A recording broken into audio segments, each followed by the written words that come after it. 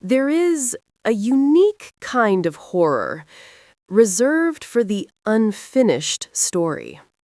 A death, even a tragic one, has a finality.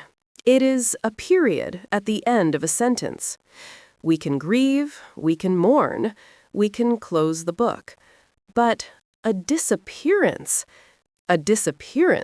is a permanent question mark.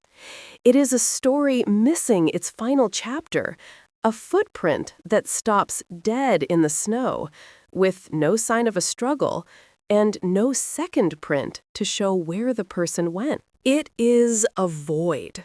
And human nature, like nature itself, abhors a vacuum. We will rush to fill that void with theories, with fears, with hopes, and with legends. We are detectives, all of us, when faced with the impossible. We look for clues in the silence, for patterns in the chaos. We hunt for the ghosts of an explanation. Tonight, we become those detectives. We are opening 4 of the coldest cases in history, 4 files that remain stubbornly, chillingly open. We will trace the final, fading footprints left by those who stepped out of our world and into a mystery. From a ghost ship found sailing under full canvas with no crew, to a locked lighthouse on a desolate rock with 3 keepers vanished into thin air, from the world's most famous aviator who flew into a cloud and never came out, to a hijacker who jumped from a jetliner into a storm with a fortune and simply ceased to exist. These are the stories that haunt us. Part 1, The Silent Sea, The Mary Celeste. Our first case is the quintessential ghost story. It is the story that defined the very term ghost ship. It is not a story of a wreck, but of a vessel found in near-perfect condition. A vessel that had, for all intents and purposes, simply, whispering, shed its crew. The mystery begins not with the ship, but with those who found it. On December 5, 1872, the Canadian brigantine Die Gratia was sailing through the rough, cold waters of the Atlantic, midway between the Azores and Portugal. Its captain, David Morehouse, was a friend of the man he was about to meet again. Through his spyglass, he saw a ship. It was a brigantine, like his own, but it was behaving erratically. Its sails were up, but they were torn and flapping. The ship was yawing, drifting clumsily, as if no one was at the helm. Morehouse hailed the vessel. There was no answer. He hailed again. Longer pause. Silence. He brought the Die Gratia closer and read the name on the stern. Mary. Celeste. A cold dread must have set in. Captain Morehouse knew this ship. He knew its captain. They had dined together in New York just a week before they both set sail. He ordered his first mate, Oliver DeVoe, to take a boat and board the silent vessel. What DeVoe found would become the greatest maritime mystery in history. He climbed aboard. The deck was empty. He yelled. The only sound was the creak of the rigging and the snap of the torn sails. The ship was sound. It was not sinking. He went to the helm. The wheel was spinning freely. The binnacle, which held the ship's compass, was smashed, its compass gone. He went below decks. The ship was wet. It had taken on over 3 feet of water, but not nearly enough to sink it. He entered the crew's quarters. Empty. Sea chests and papers left behind. In the galley, the stove was cold. Plenty of food, plenty of water. Then he went to the captain's cabin. This is where the mystery deepens, where the human tragedy becomes unbearable. He found the cabin in perfect order. He found children's toys scattered. He found the personal belongings of the captain's wife. And he found the ship's logbook. The final entry? 10 days prior. The ship's chronometer, its sextant, and the ship's register were gone. But the most important clue, leaning in conspiratorially, was this. The ship's single lifeboat was gone.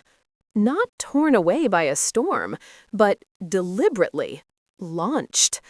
10 people had been on that ship. Captain Benjamin Spooner Briggs, his wife Sarah, and their 2-year-old daughter Sophia, and a crew of 7 men. All 10 had vanished. The crew of the Dei Grazia split up, sailing the salvaged Mary Celeste to Gibraltar, where a formal inquiry was opened. And this is where the crime analysis begins. The Vice Admiralty Court was presided over by a man named Frederick Solly Flood. Flood was not a man of imagination. He was a man of suspicion. To him, this was not a mystery. It was a crime. His first theory was that Captain Morehouse had murdered everyone. This was quickly dismissed. Flood's second theory, the one he clung to, was mutiny. His story was this. The crew got drunk on the alcohol and in a drunken rage murdered Captain Briggs, his wife, and their 2-year-old child. They had hacked at the ship, thrown the bodies overboard, and fled in the lifeboat. It was a sensational, horrifying theory. And it was almost completely wrong. The blood on the sword was tested. It was rust. The axe marks were normal damage. And the alcohol? It was denatured alcohol. Poison. It was undrinkable, and the crew would have known it. The court, unable to find any proof, reluctantly awarded a salvage payment, admitting it had no idea what had happened.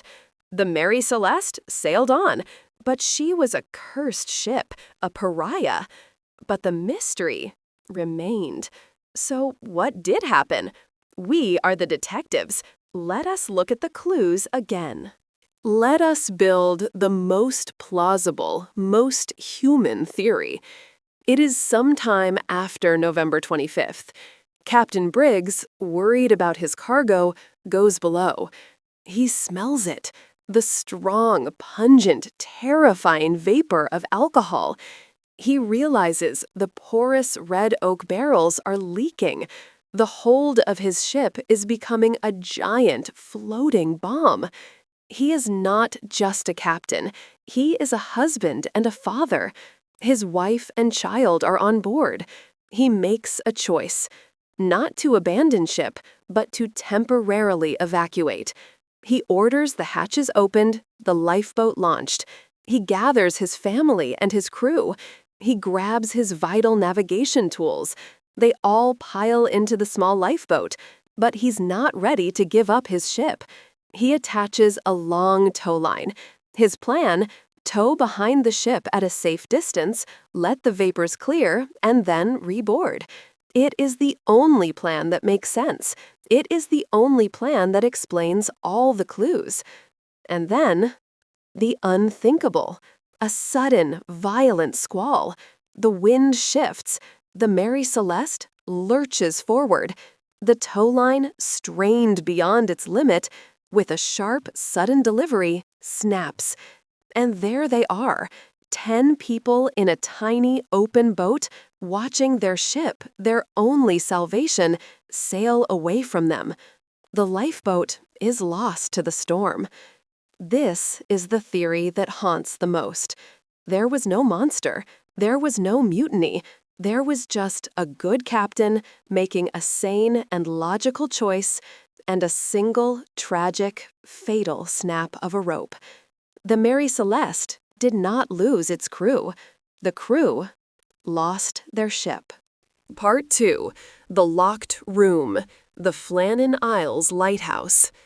Our second case takes us from the open, empty ocean to a single 70-foot-high tower of stone perched on a god-forsaken rock in the Outer Hebrides of Scotland. This is the mystery of Elan Moor. Elan Mor, Gaelic for Big Isle, was a place of dread long before the lighthouse was built, a place shepherds would not stay overnight. But in 1899, a lighthouse was lit there, a beacon of safety. It was manned by a rotation of 4 keepers, 3 on duty, 1 on shore leave. In December of 1900, the 3 men on the rock were James Ducat, the principal keeper, Thomas Marshall, the second assistant, and Donald MacArthur, the first assistant. Their lives were monastic, ruled by the clock, the light, and the logbook. The mystery begins on December 15, 1900. The steamer Arctur passes the Flannan Isles. Its captain notes in his log, "The weather is clear, but the lighthouse." It is not until Boxing Day, December 26th, that the relief vessel, the Hesperus, finally arrives at Island Moor. The captain, Jim Harvey, is immediately uneasy. He approaches the landing. The provision box is empty. No one is there to greet him. This is a severe, unthinkable breach of protocol. He blows the ship's whistle. He fires a signal flare. There is no answer. Joseph Moore, a relief keeper, is sent ashore. He would later say he had a nameless dread. He ascends the 160 steps, finds the main door to the lighthouse, unlocked. He enters the kitchen. The scene he finds is the heart of this mystery. A portrait of a moment frozen in time and violently interrupted. The kitchen is cold. The hearth is dead. On the table, a meal, uneaten. A single chair is overturned, as if someone had jumped up from the table in a sudden, violent hurry. The clock on the wall has stopped. Moore continues. He goes to the keeper's bedrooms. The beds are unmade, a sign of a normal morning. He goes to the cloakroom, and here he finds the single most chilling clue. There are 3 keepers. There should be 3 sets of heavy waterproof oilskins. He finds 1 set hanging on its hook. 2 men have left the lighthouse. Donald MacArthur, the one who was famously tough, the one who left his meal on the table, has also left.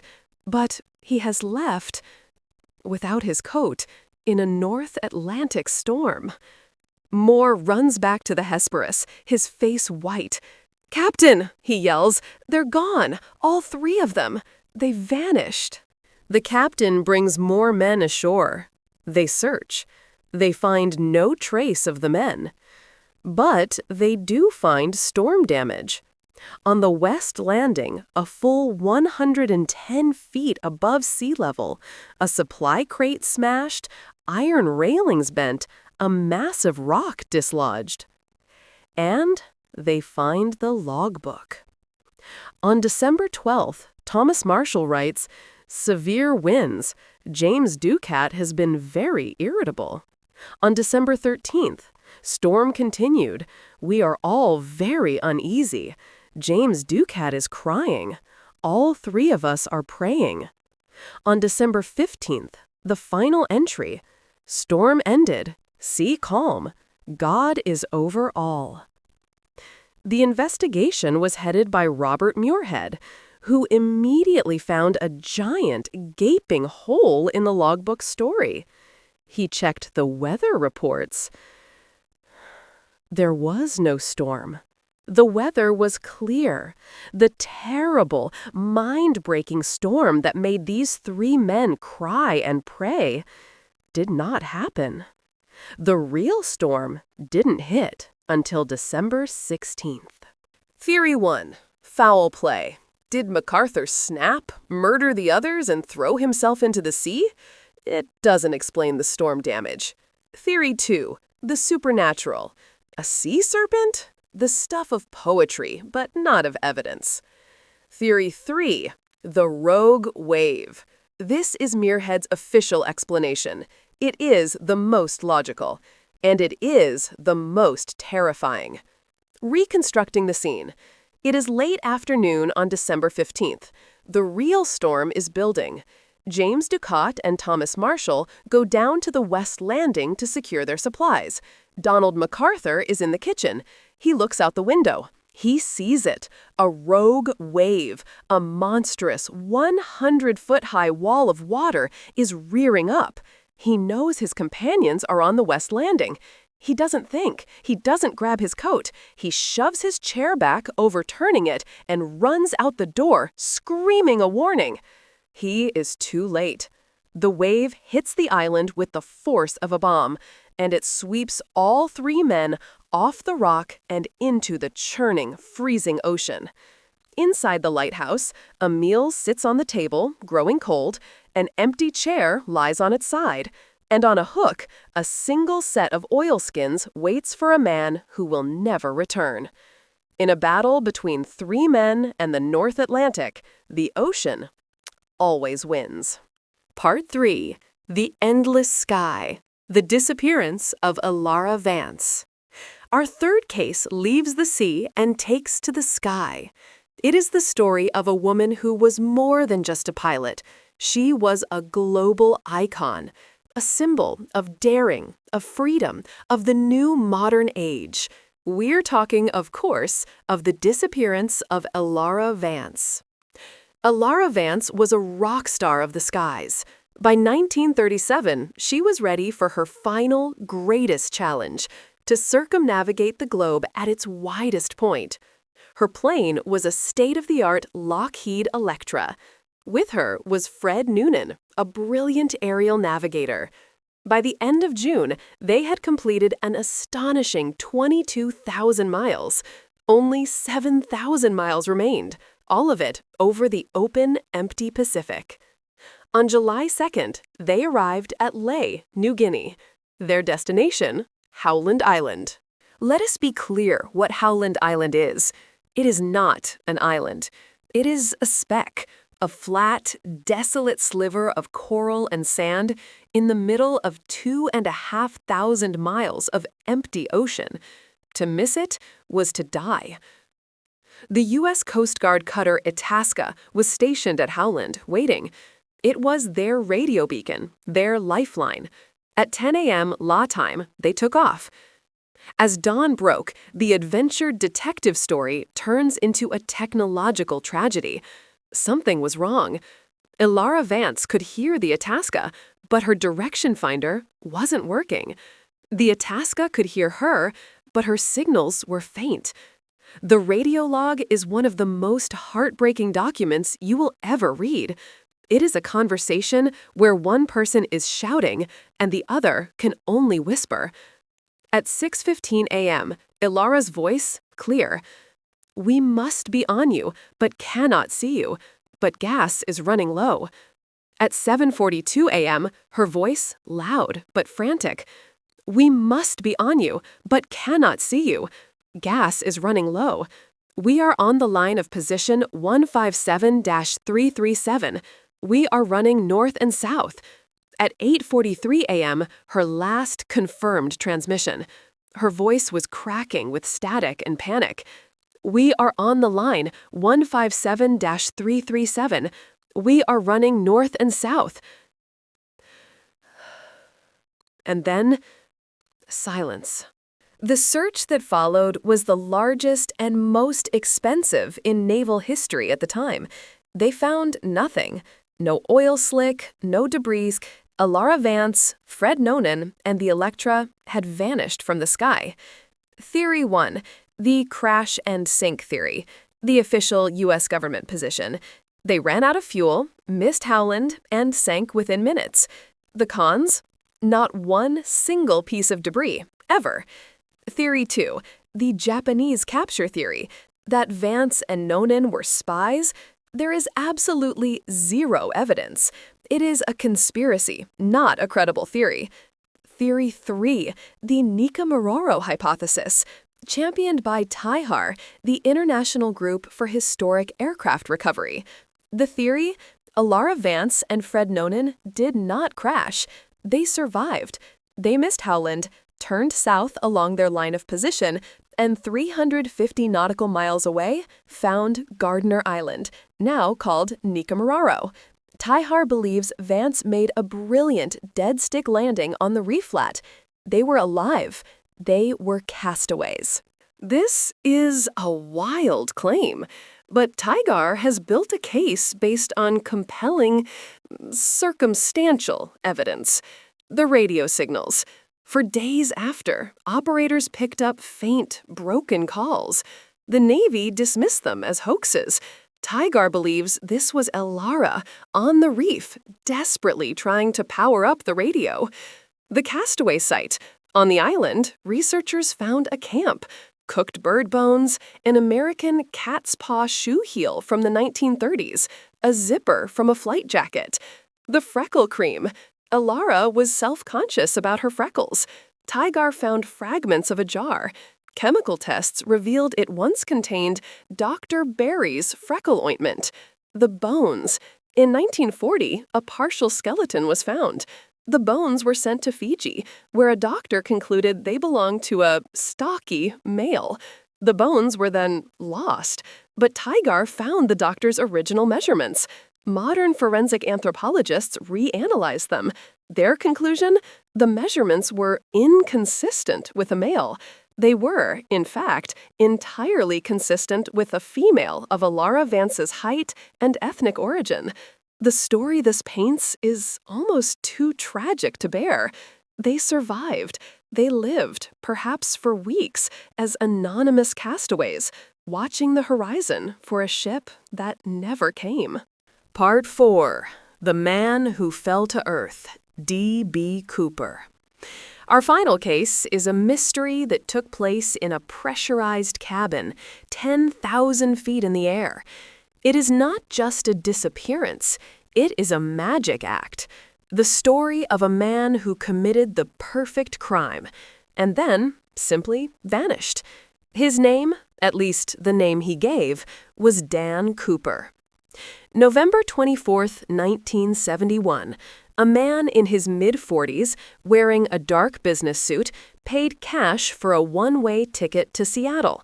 He boarded Flight 305, sat in the back, lit a cigarette, and ordered a bourbon and soda.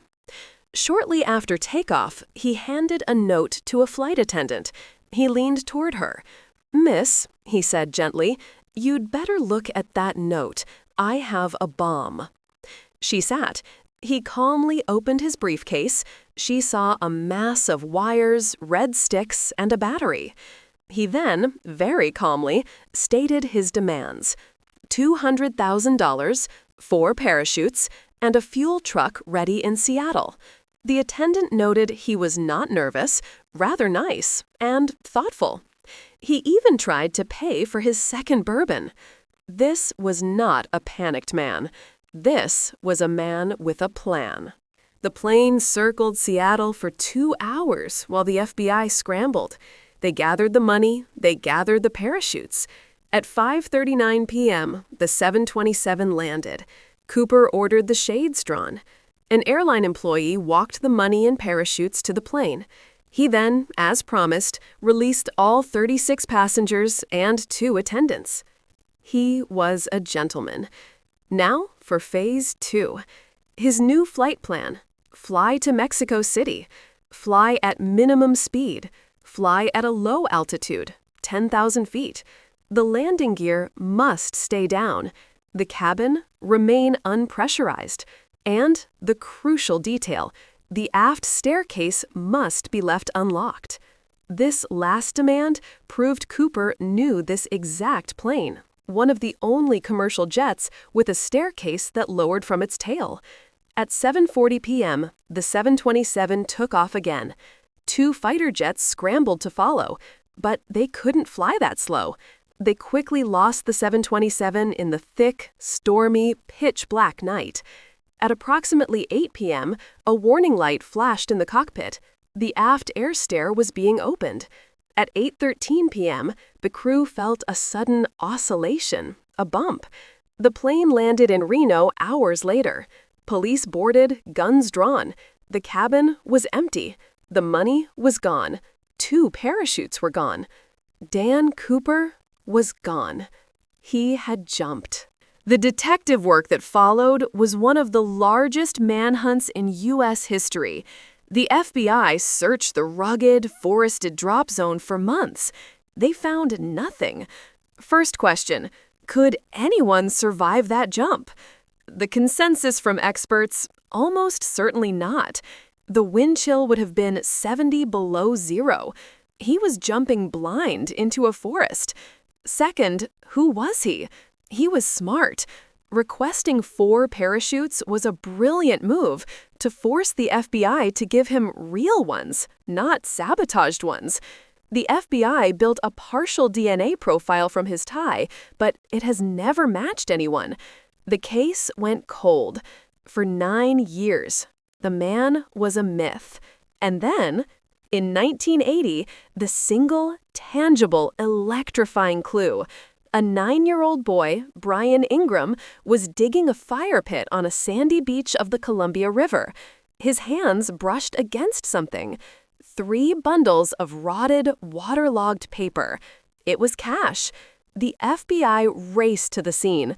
They checked the serial numbers. Dramatic pause. It was Cooper's money. $5,800. The discovery, meant to solve the case, only created another mystery. How did the money get there? Theory A.